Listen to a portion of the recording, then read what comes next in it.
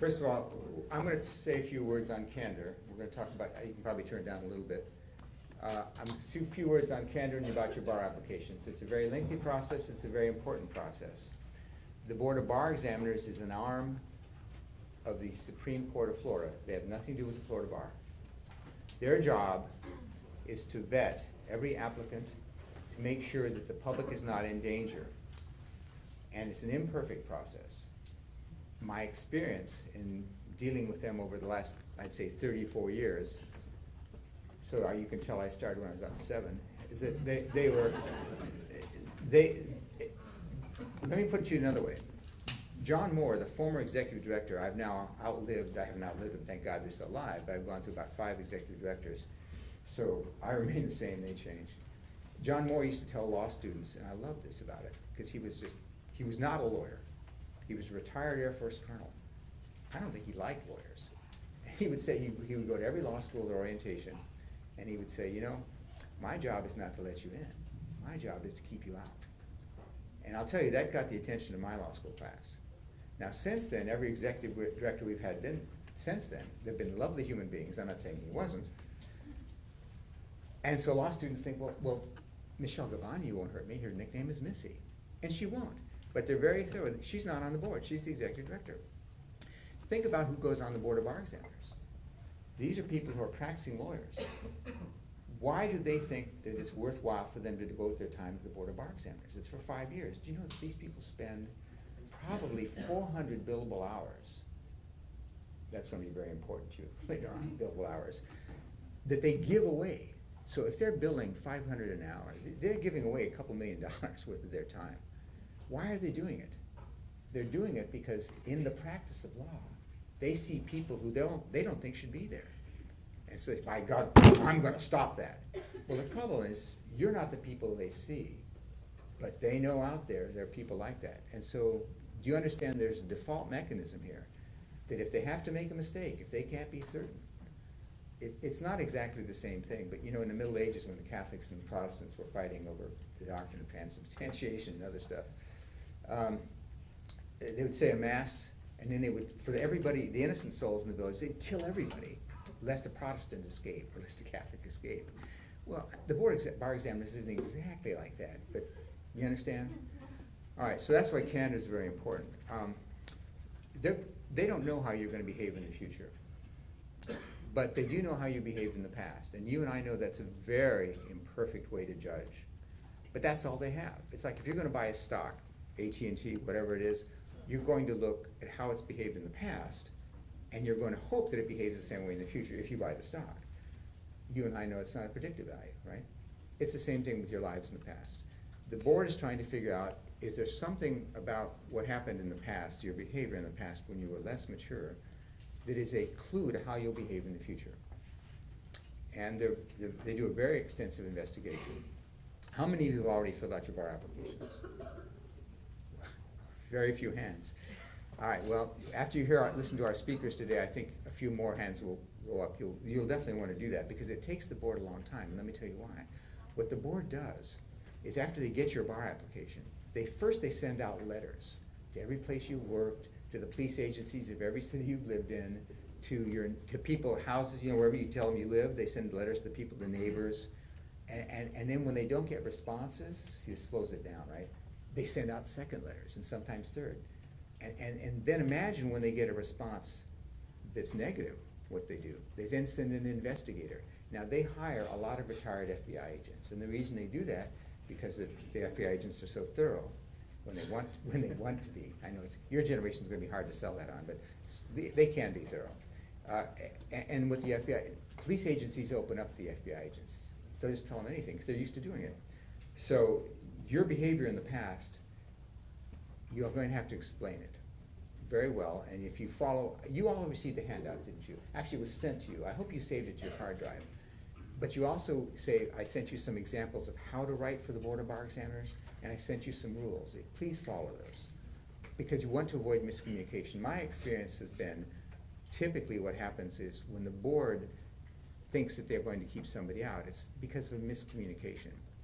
Very little of what you've done in the past is going to keep you out. What could keep you out is the way you explain it. if you try to make yourself look better, like puffing on a resume, that they will view as lack of candor. And that's what you have to avoid. And that's why most of this presentation is candor. Now, something else. I'd like to see a show of hands of how many people have never driven 5 miles above the speed limit. No hands, right? Because we view it, well, everybody does it. You're on I-95. If you're driving the speed limit, you're dead, right? Truck's going to run you over. Well, that's for traffic. Having said that, if you drive more than 5 miles, if you start getting tickets, the board will look at that very seriously. But I'll come to that. So but what I want to come to is this. I'm not naive. I've been practicing law for many, many years. I've been teaching for many years. And it's, no matter what I say here, some of you are smoking marijuana and will continue. And I'm telling you, is you and I as lawyers make a choice. And the choice is to follow the law. Not the laws we like, not the laws we agree with, all laws. I mean, if you want to be a priest, you don't date, right? You want to be a lawyer, you don't break the law. Imagine, and I think I mentioned some cases of lawyers who, now we're talking about the Board of Bar Examiners, when the Florida Bar, when lawyers were accused of smoking marijuana and not even arrested, they were suspended. They had to write all their clients. We take this very seriously. It's unlikely any environment you've ever been in takes it as seriously, but we do, and the board does, because they're looking at this as a symptom of how you might behave. Very briefly, before I introduce our speakers, when you look up the outline I sent you, you're going to see that I had 10 areas. And the first one is candor in your law school applications. Who here has received from downstairs or kept a copy of your law school application? Show of hands. All right, now I should see every hand up here, because it may be that there was an inadvertent mistake, something you left out, inadvertent mistake, kind of redundant, right? Or something you didn't tell us on purpose, or something you told us that you need to look at that, because the board's going to look at it very carefully, and they're going to compare that with all the information they get from other people. And if those aren't consistent, they're going to say, why did you lie to your law school? Why did you tell them about this? And that raises the candor issue. Candor is the worst, by the way, because we have to rely on lawyers. Judges rely on lawyers to tell the truth. They can't double check everything you're doing. Also, this is something that, depending on your age, how many of you have applied for either a mortgage on a house, a loan to buy a car, anything with credit? Okay. What you need to do is you need to check what was actually filed. Because, again, my experience has been, and I don't think this will be a surprise to you, is that sometimes the closing agent terribly wants to close that. And so they will change your information. And then the board says, well, you signed it. Are you telling us you didn't tell us, you didn't tell the bank that you were making $10,000 a week? So I'm saying, please look at those. You'll be surprised in some cases that they badly wanted to sell you that car. Late bar applications, because the system takes too long, one of the examples, you're going to have at least one person here tell you, if you apply early in your first year, and you have to go to a hearing in your second year, you'll be cleared by the time you graduate. Imagine after 3 years of hard work, doing an excellent job in law school, you're offered the perfect job, but the board hasn't cleared you because you didn't apply till your second year, and maybe you have to go to hearing, or you didn't apply till your third year, and they're still doing a background check. You have to give up that job. But guess what? Your loans will still become due after a period of months after you graduate. And then all your friends will be working, and then you'll have to explain to people, I'd like you to hire me. Well, why aren't you a lawyer? Well, I wasn't diligent. You won't use these words. I didn't apply on time. Now, is that someone you want to hire to work for you as a law clerk or as a lawyer? I don't think so. Misleading bar applications. Your bar application has got to be perfect. If you have a question, when in doubt, disclose. If you look at the outline, you'll see some examples. Actually, I'll just a couple. One of them is you have the person who was asked about psychological problems in the past, and the person said, well, I was counseled by the professor who taught psychology of religion, right? Probably didn't apply, but that person didn't have a hearing. So in other words, if you think it's over response, don't assume the board will think it's over response. Misleading job applications. A couple of the examples, on a job application, they will look at that. They will also look at your resume. There's a couple of the examples that are outstanding for me. A person on his resume said he'd been a corporal. It was private. He said he'd been a commercial loan officer at a bank. He'd been residential. The board said that's a lie, right? And they made him wait out a year because of that. So don't puff. It's just not worth it. If you have arrests or any interaction with the police, you need to get copies of those police reports. We don't hire English professors or English teachers or English majors to be police officers.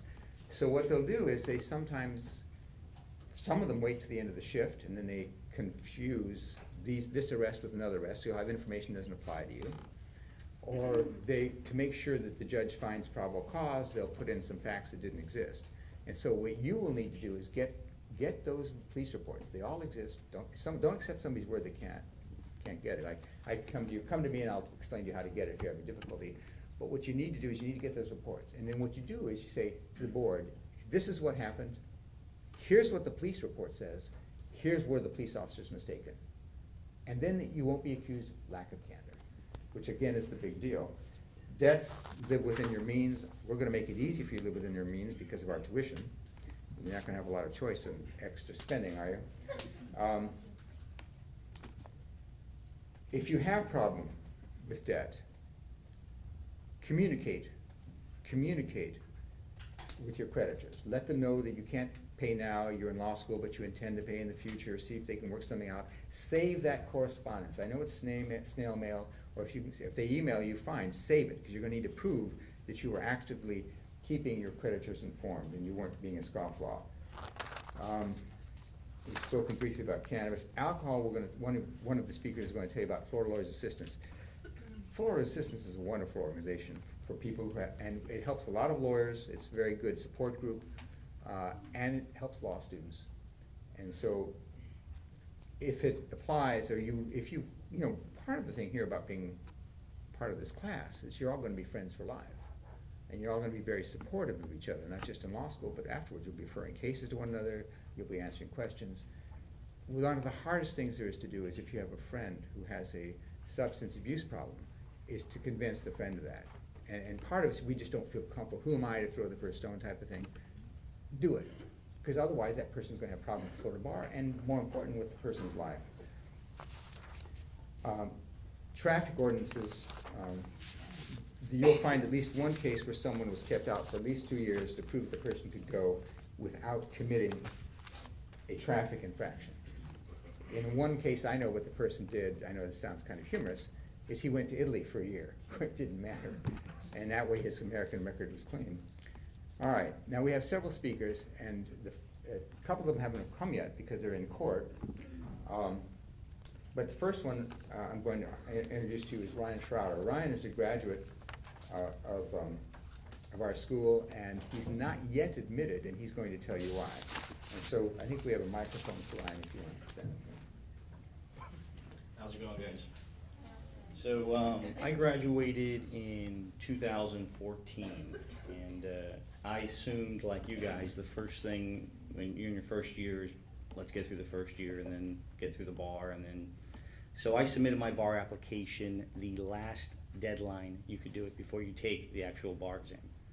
It's like a $1,300 penalty you pay. Like literally, I drove down to Miami International and put it in FedEx. Like that's how late I was in submitting it. And so I want to go through some of that with you and some of the things that I had to go through and answer any questions.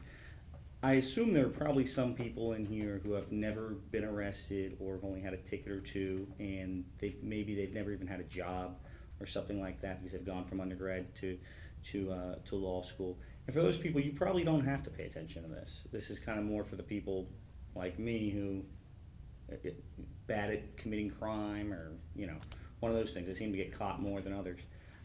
So that's kind of what I want to go through and tell you some stuff. So if you have any questions, save them for you. Let me give you my my background. When I was let me tell you where I'm at right now. So I took the bar in July of 2014. I thought it was easy, passed it, not a problem. I could have taken the bar 5 more times. I could have failed it 4 more times, taken it 5 more times, and still been admitted before I'm not admitted